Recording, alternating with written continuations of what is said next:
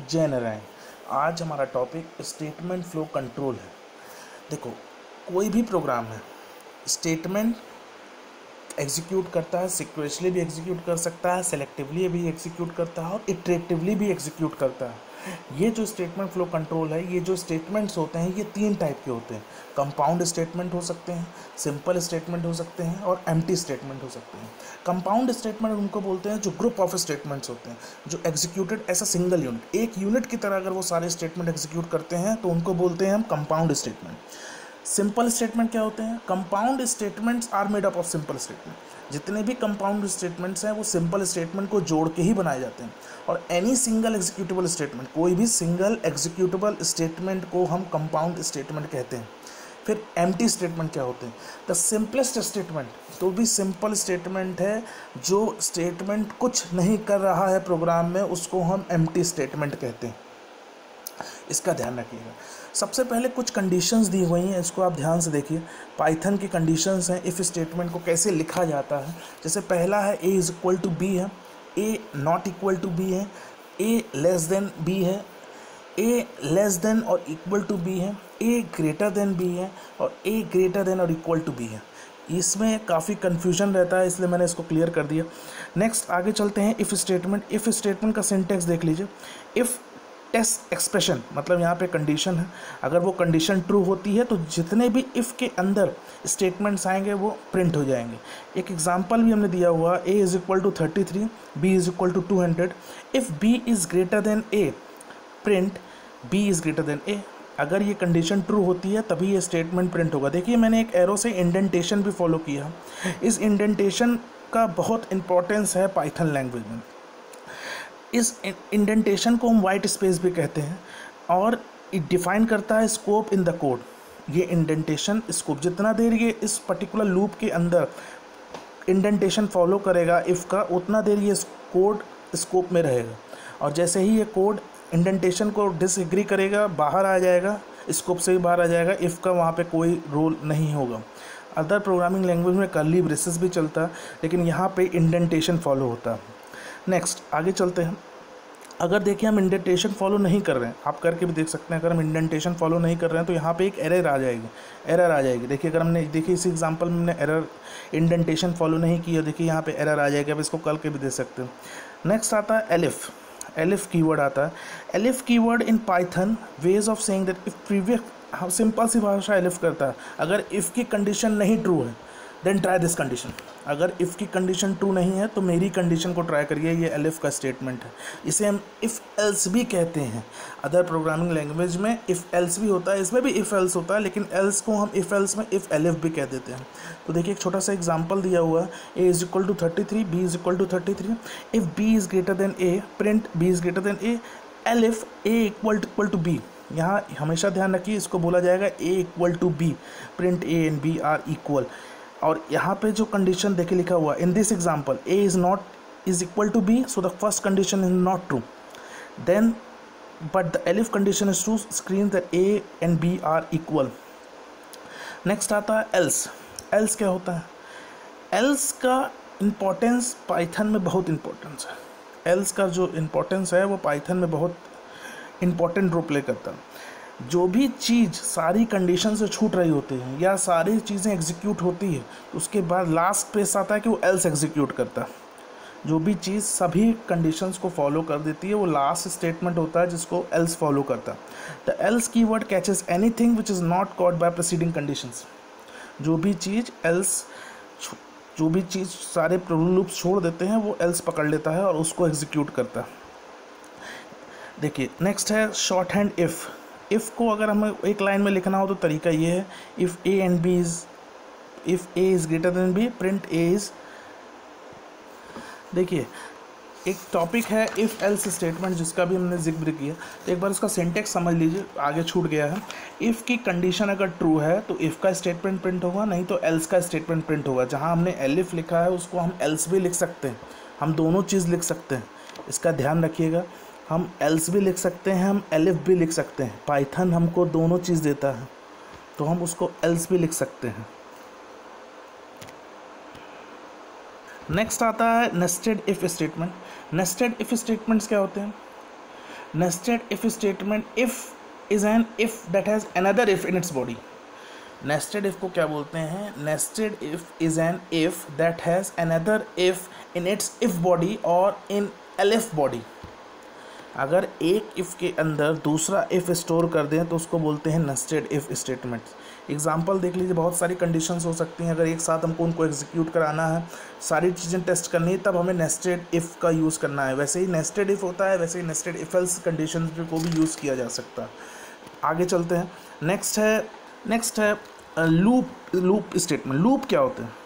Loop is a block of code when we have to repeat a fix number of time. जब भी हमें उन block of code को fix number of times को repeat करना है, तब हमें लूप स्टेटमेंट का यूज़ करना है। पाइथन 2 टाइप के लूप सपोर्ट करता है, फॉर लूप और वाइल लूप। पहला है फॉर लूप। फॉर लूप क्या होता है?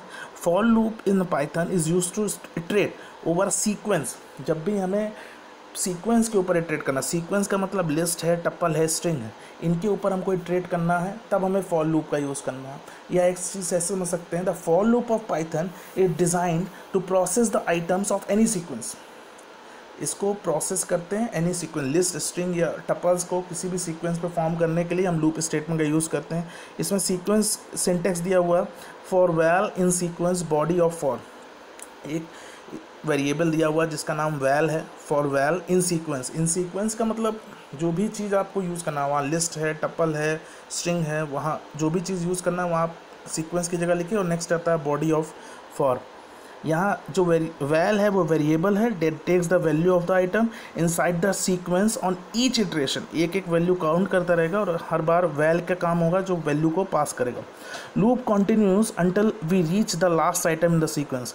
देखिए, जब बॉडी लूप का काम क्या है? अंटिल वी काउंट करता रहेगा until we reach the last item in the sequence.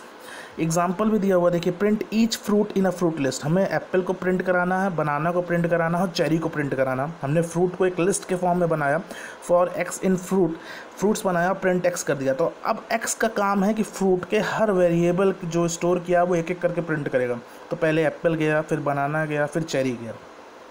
एक और एग्जांपल हमने लिया है, program to find the sum of all numbers stored in a list. Numbers को लिया, एक लिस्ट के फॉर्म में बनाया जिसमें कुछ नंबर्स हमने स्टोर कराए हैं। सम की वैल्यू हमने 0 दी है। वैल एक वेरिएबल है जो इटरेटिव नंबर्स को कॉल करेगा एक एक करके। Sum is equal to sum plus val, print the sum is sum. अब जैसे ही सम में वैल्यू आती है, जैसे सपोज 6 आई तो 6 स्टोर होगा। वैल सम की वैल्यू ऑलरेडी 0 है, वैल की वैल्यू 6 आए तो सम में क्या हो गया? 6 हो गया। नेक्स्ट फिर गया, नेक्स्ट में वैल्यू आई 5 तो सम की वैल्यू 11 हो गई। 6 + 5 11। फिर नेक्स्ट वैल्यू आई 3 तो 6 + 5 11 + 3 14। नेक्स्ट वैल्यू आई 8 तो 14 + 8 22। इस तरह से सोन ऐड होता जाएगा तो लास्ट में सम आएगा वो 48 आएगा। हम स्ट्रिंग से भी अपने फॉर को एग्जीक्यूट करा सकते हैं, फॉर को इटरेट करा सकते हैं।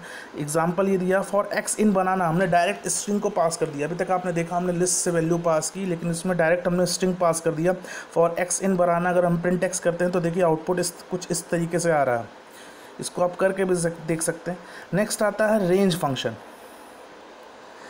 रेंज फंक्शन रिटर्न करता है सीक्वेंस ऑफ नंबर। हमेशा ध्यान रखिए, पर्टिकुलर रूप में through a set of code number of times को अगर हमको प्रिंट करना है तब हमें रेंज फंक्शन का यूज़ करना है।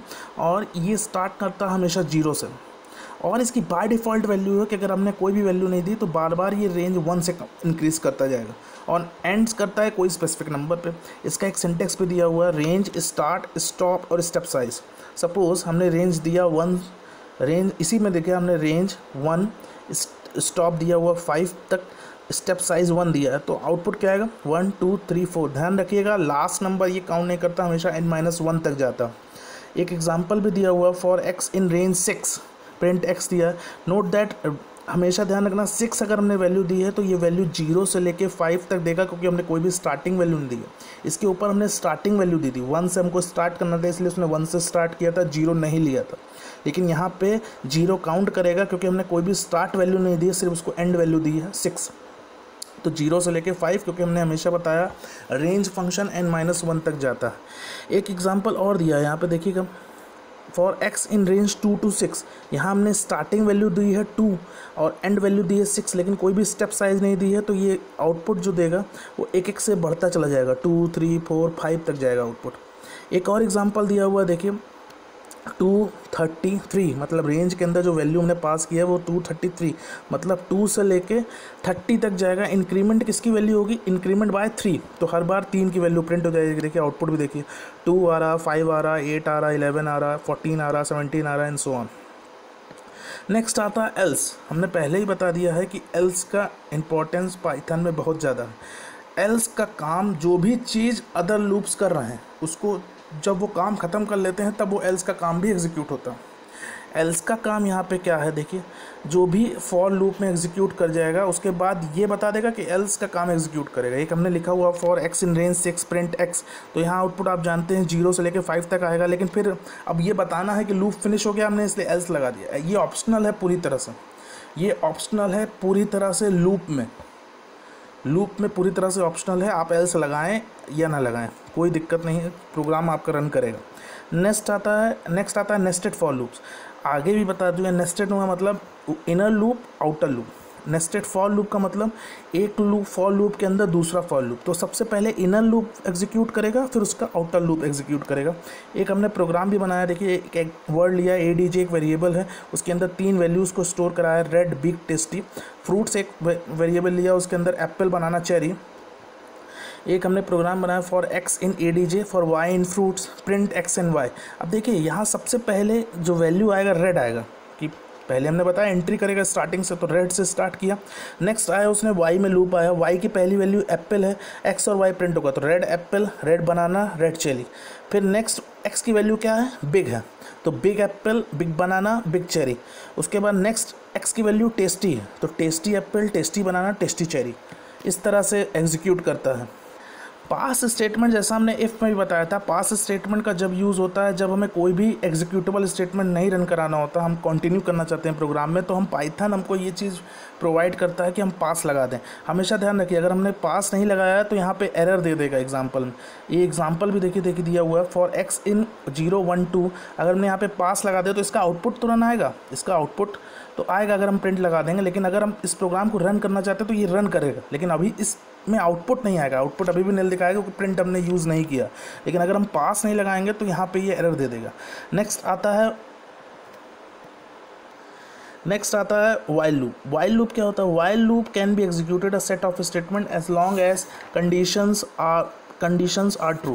देखिए जैसा फॉर इफ़ का काम था, कंडीशन ट्रू है तो आगे बढ़ेगा तो एग्जीक्यूट करेगा, जैसा फॉर का काम था कि कंडीशन ट्रू है, वैसे ही वाइल का भी काम है। लेकिन वाइल का काम कंडीशनल लूप में होता है, that will repeat the instruction within itself as long as, जब तक कंडीशंस ट्रू है तब तक ये प्रिंट करता जाएगा, as long as the condition remains true, boolean true. यहाँ ध्यान रखिएगा एक सिंटेक्स है वाइल कंडीशन, उसकी लूप बॉडी। एक हमने प्रोग्राम भी लिखा हुआ print I as long as I is less than 6। देखो I is equal to 1 while I is less than 6, print I plus 1 is plus equal to 1। यहाँ ध्यान रखो हमने इंक्रीमेंट क्यों लगाया, अगर हम नहीं लगाएंगे तो ये कंटिन्यू रहेगा। अगर ये हम इंक्रीमेंट नहीं लगाएंगे तो वाइल कंटिन्यू रहेगा, एंड नहीं होगा, इसलिए हमने यहाँ पे कंटिन्यू लगा दिया।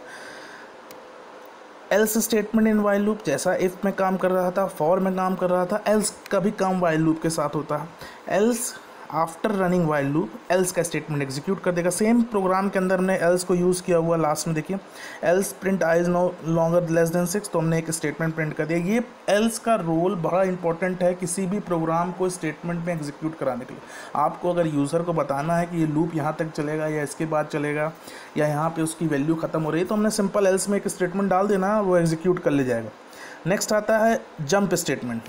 देखिए जंप स्टेटमेंट जैसा कि आप प्रीवियस क्लासेस में पढ़ चुके होंगे, जंप स्टेटमेंट का काम प्रोग्राम को एक जगह से दूसरी जगह पहुंचाना होता है। हम लोग पहले पढ़ते थे गोटू, लेकिन पाइथन गोटू सपोर्ट नहीं करता, सिर्फ 2 ही चीज़ सपोर्ट करता है, ब्रेक और कंटिन्यू, 2 ही चीज़ सपोर्ट करता है। पास हम पहले भी पढ़ लिए तो अब हम इसमें पास नहीं पढ़ेंगे, सिर्फ ब्रेक और कंटिन्यू। ब्रेक का काम क्या है, break statement we can stop कर देता है।